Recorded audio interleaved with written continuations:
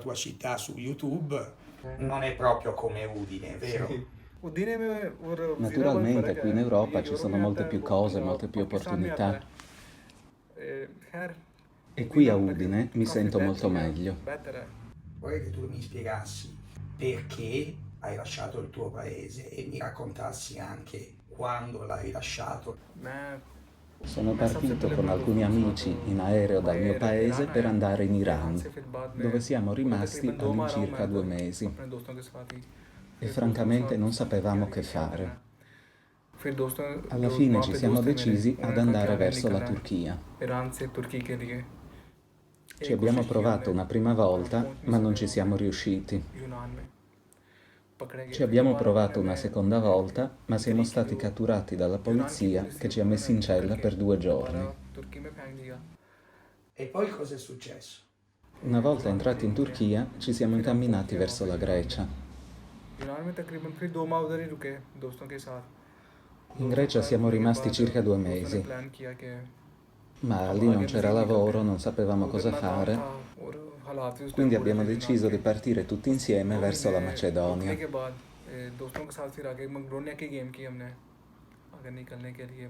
In Macedonia siamo rimasti circa 4 giorni, poi un passeur con il suo furgoncino ci ha portati in Serbia. Ricordo che con questo furgoncino siamo passati attraverso una montagna.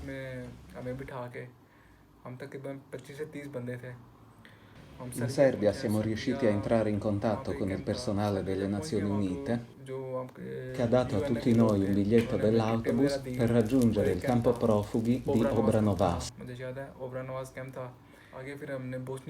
Una volta lì siamo riusciti a entrare in contatto con un altro passeur che ci ha chiesto 200 euro a testa per andare avanti. Ma poi la stessa polizia ci ha dato i biglietti dell'autobus per raggiungere il campo profughi di Biac. In quel campo siamo rimasti solo 4 giorni. Lì abbiamo conosciuto delle persone che conoscevano molto bene le strade, avevano delle mappe. Quindi, dopo circa 2 settimane, abbiamo deciso di incamminarci attraverso le foreste prima della Croazia e poi della Slovenia. Quindi siamo arrivati in Slovenia, dove siamo rimasti una notte. E il giorno dopo, al risveglio, abbiamo visto davanti a noi l'Italia. Quindi ci siamo messi in cammino e abbiamo raggiunto l'Italia a Trieste. Abbiamo provato a fare domanda di asilo lì, ma non ci siamo riusciti perché c'erano davvero tantissimi richiedenti. Quindi io e i miei amici abbiamo deciso di andare a Brescia. Quindi abbiamo provato a fare richiesta di asilo a Brescia, ma anche lì avevano un sacco di domande. Ma qualcuno a Brescia ci ha detto che forse a Udine ci avrebbero accettati. E allora abbiamo deciso di prendere il treno per Udine.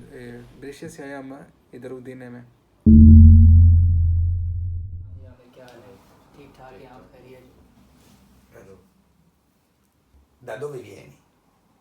Kunduz. Kunduz. Kunduz. Kunduz. Kunduz. Kunduz, yes. Possiamo trovare casa tua? Oui. Home. Bala is, yes, it's Kunduz. Bala is, zoom, no. Center? It's center, no. Dove? Center is here. Congo, this side. Ok. Here is. Here.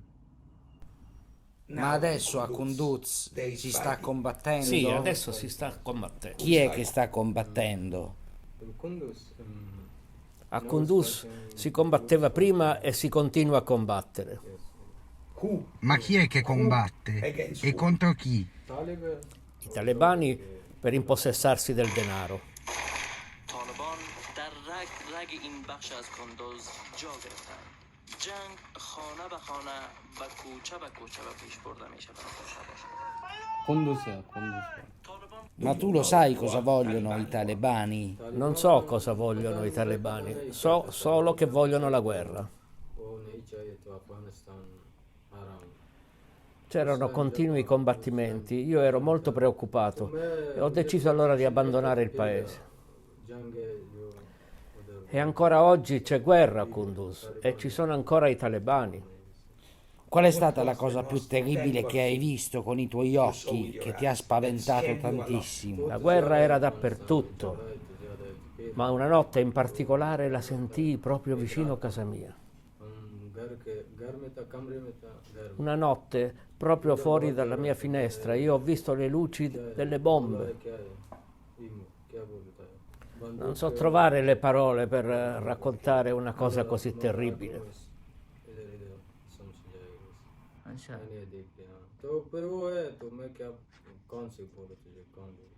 Quando sei entrato nel territorio italiano e dove?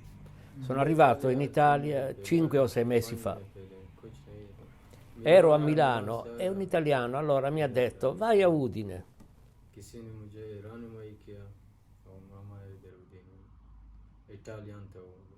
Adesso ci racconti cosa è successo quando sei arrivato a Udine.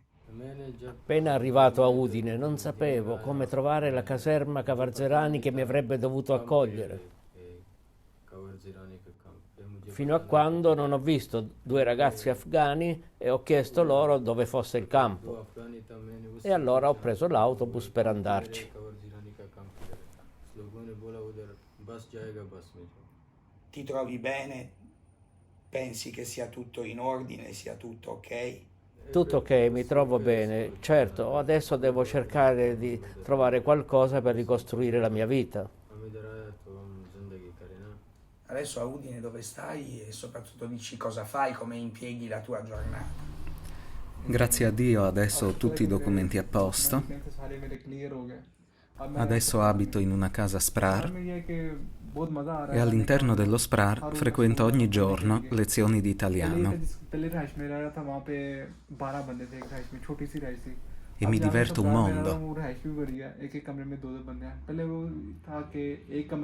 Nella casa in cui ero prima eravamo in 12, adesso per fortuna ho un solo compagno di stanza.